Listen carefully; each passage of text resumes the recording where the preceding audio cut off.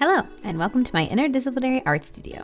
I'm going to be showing you how I balance working across multiple artistic disciplines from my self-made tiny house turned art studio and my living room turned painting studio. I get a lot of questions on how I can balance so many different passions and mediums, and I hope this video is helpful. And it's a short week. I only have 2 days. It's like I don't do the same thing every week, ever. I've never done the same thing every day, but there's definitely patterns. I always start with inspiration, always start with collecting photos. Now I have a printer, very big deal. I'm gonna focus on, just getting things started. So this I think would do well as a background. That morning I woke up and worked on my first beading projects. The day before I had made handmade oil paint. Oh, it's everywhere. I may have accidentally not cleaned it super properly. Oh my god, I didn't even think to wipe it off. Didn't even cross my mind. Blue paint everywhere. I decided to warm up with a paper painting, so I was gathering my primary colors that I would use for the piece. Clean it up. I find easing into the studio day a really great way to not only stimulate my creativity, but also just be a little bit more gentle on the expectations that I have for the day. I find that the morning is especially conducive for experimentation and play. I primarily paint things that are very much still, as I love to go really deep on detail with highly observing every subject that I render. For example, this stump I observed for over a year and did dozens of drawings, which resulted in a large-scale oil painting that was about 6 feet. However, since I've lived here, I've been observing lots of little animals.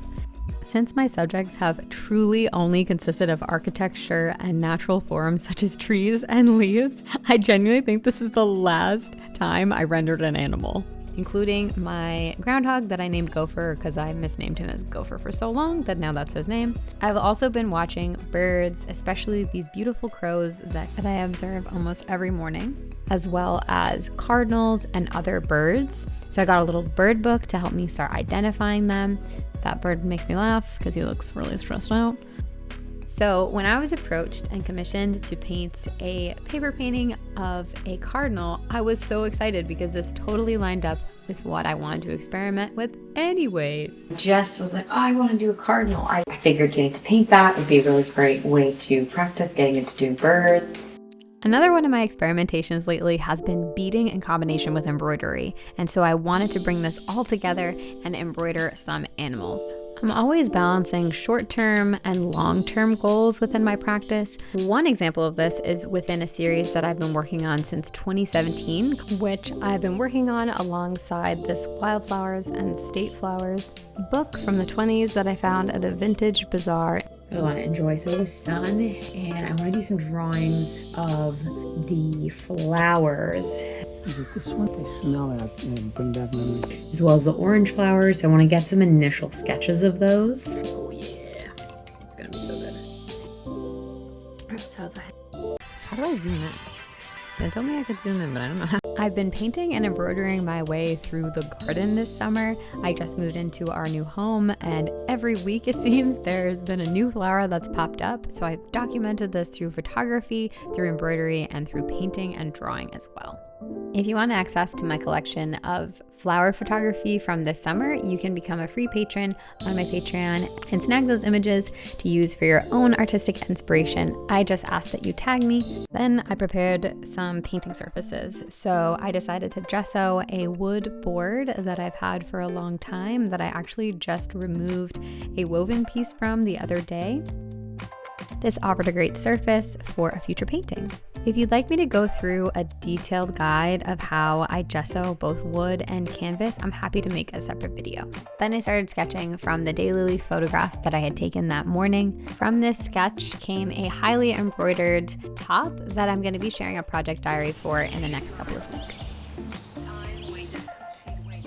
I I started multiple sketches of the view that we now have of the Maker's Nook, which I'll actually show you how I started the first layer of this painting later in the video. As my husband and I built this house ourselves, you can probably imagine that this space has been incredibly inspiring for me. I have done dozens of paintings of it, actually over 100, and continue to do so, now rendering the land that is next to it as well, with these new buds of grass that formed after we got the septic replaced. After that, I bounced back over to my gessoing project and did a second layer. I decided to do the size of the panel, which I was debating on before, so I lathered that up, and in between each layer I sand and then add a new layer. Later that day, Dan developed a new way for me to build my stretcher bars, and so he recorded a really cute video telling me how to do it. So much pressure, I don't know how you do this. Eyes and ears, baby. All right. So we've got all our pieces cut, long bottom, and then the 3 in the middle. And we've got our 4 mitered and rounded corner pieces. For several years, we've been working together to create the best sustainable and sturdy and non-bowing stretcher bars for my arts practice. Similarly to the gesso video, deserves its own video. So comment below if you'd like me to do a detailed step-by-step guide. I'll have Dan and I work together to make that video. Should we have our sugar? All right, you got this. You're gonna be the master carpenter pretty soon. In order to transform this piece of wood into a fully fledged painting service ready to go, you do need to wrap canvas around it and gesso it, which again, I'm happy to make a separate video on, but just to show you a little bit of this process. Again, with planning, to be able to be as efficient as I can during my studio days, I need to prepare my surfaces. So then when I do have the opportunity to paint, I have either the stretcher bar made or I've already gessoed it, so then I can really just get to work.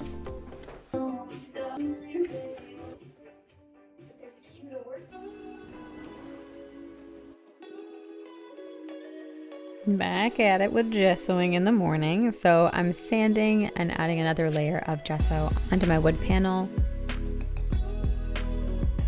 Because wood is extremely porous, I find even more so than canvas, I do tend to do 4 or 5 layers of gesso. I was deciding between this and this. And I showed the image to Dan and he was like, ooh, that's more exciting. So I did a little more sketching on that. I did the last round of gessoing the sky. Ready to go now. Now we got 3 big boys ready to go. Got big, medium, small. Added another layer or 2 to my cardinal painting, and then it was time to frame it.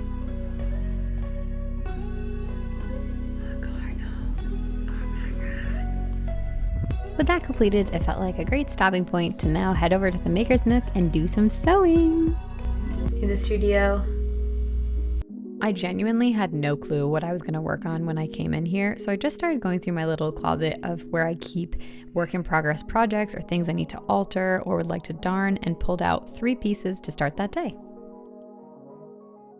This one is probably the one I'm most excited about and what I'm really gonna start with. So I have a jumpsuit that I wear constantly. As a painter, I'm always wanting to wear jumpsuits. But I was like, I really love the top portion, so maybe I'll just make it into a top.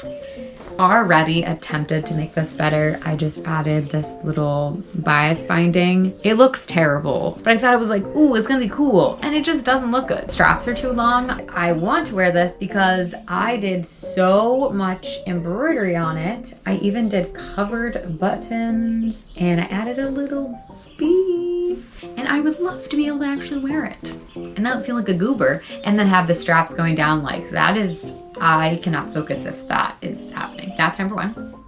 Number 2, I get a lot of his like shrunken hand-me-downs over the years. Luckily over the years, I have definitely encouraged him through lots of compliments to wear lots of green. So I've gotten a lot of green hand-me-downs. I could just leave it, but for me, it's hilariously long, which is funny because it's so short on him. I just want to make this into my size. I'm really excited. So this, some short, fit amazingly well, but they're just like a little bit boring. You know what I mean? I feel like they could use some embroidery. As my painting practice is rooted in sustainability, so is my fibers practice. So working with the wardrobe that you already have, all these garments were made from scraps or altered from things I already owned.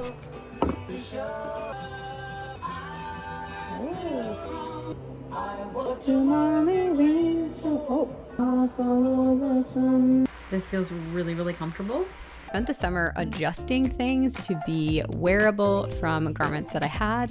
I think I'm gonna do a video in a couple of weeks sharing my sustainable summer makes. So comment below if you'd like to see that. This has become a studio shirt on days where I'm a little less messy because it's so special, but I'm really happy with how it turned out.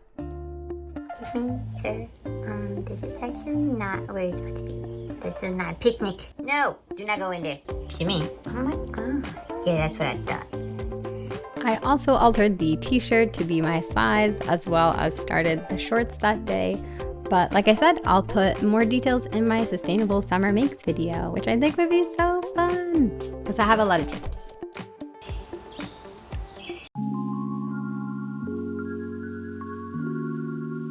Don't zoom in. Oh my god, that's too zoomed in. Hello, Deanna from the future here. So a question that I get a lot.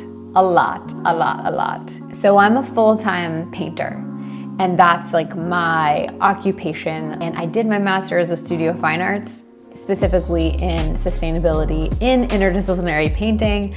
That's like what I did my thesis on. I see the entirety of what I do through the lens of painting and drawing. So what I mean by that is not that everything I'm doing is traditionally with the material of paint or the material of, let's say, a pencil for drawing. I simply see everything through shapes of color, painting, and lines for drawing. And those two things encompass every other medium that I do. So something like embroidery, I see that as a line drawing, just that happens to be with thread. When I'm making a quilted patchwork naturally dyed garment, that is color theory at its finest. I'm dyeing the fibers, I'm putting shapes together and creating an image. That is in essence what painting is. The reason I feel like I can manage all of these different mediums, one of the reasons is that I see them all as completely interconnected. I don't see them as separate. I understand each medium and material has its own, they have inherent capabilities, and it's those capabilities that make me want to keep acquiring more mediums and materials and artistic disciplines. So I start from an idea, a emotion, a feeling that I want to convey, and this could be a very multi-layered thing that I'm trying to portray. And this often means it needs multiple materials. The inherent feeling that you get from stone or from wood or from fibers or from paint are all very, very different. The way in which you use them through your tools and the way in which you manipulate them is where things are going to get really specific. By having multiple tools in my toolkit, I can say, hey, this actually feels like it needs fibers, and bring fibers into the piece. For instance, so I took a photograph of the daylilies, then I did a sketch of the daylilies. I could have made this into a painting, I could have made this into a tapestry, I could have done any number of things with this, but I felt that it was best expressed through the line work of embroidery. So that's what I ended up doing. It's not like a hard and fast rule. This is not like facts. It's just based on what I feel. You could think this should have been a sculpture. This should have been made of tinfoil and then wrapped with modeling clay and then made into an earring. That sounds cool. Do all those things. I often express the same concept through multiple mediums and materials, sometimes over spanning years. The other kind of key tenet to this is experimentation. Creating with abandon and just honoring what you're excited about. I will say I had to fight for my interdisciplinary ways. When I did my BFA, I was told again and again to niche down, to get more specific. And I think I did get more specific. I got more specific conceptually through what I was intending to share with my work, rather than limiting myself to only one medium. I feel like the refrain of folks to do a bunch of mediums and material and use a bunch of materials is that they feel like they need to niche down. First of all, if you are someone that's just getting started in art, nobody is putting that pressure on you. This is like nobody, in the best way, nobody cares what you're doing yet. And so if you want to be known for what you love, make what you love. Don't feel like you have to make what somebody else is making or do it in the way that they're doing it. Paradoxically, by not niching down, I am now known as being interdisciplinary and doing many things at the same time. I honestly did fight this for a long time because I would look at people and be like, they only do paintings and they paint in the same way all the time, and look how far they've gotten in that specific way that they paint. I still have that within my painting practice, but I also have a lot of diversity within my painting practice that extends to different mediums. For me, that is more compelling, that's more exciting, and I'm able to grow through experimentation and play. If you are like a medium purist, you probably didn't click on this video in the first place unless you were just like, I just want to feel righteous indignation that this is happening. And I think just honoring who you are as a person, this is also on the other side. Like if you are someone that just likes one medium and just does one medium, do that. Go super deep into one thing. I go super deep into one thing. I just also do that with several other mediums. I think just leaning towards what you're naturally predisposed to do. I think because I do have ADHD, I do need the variety, but I am still very focused on the work that I make. This is helped by creating routines and rituals. This is a larger topic that I'd love to go over in other videos. My extended Patreon video for September is gonna be all about my morning rituals and routines. I'll touch upon some of this in that video as well.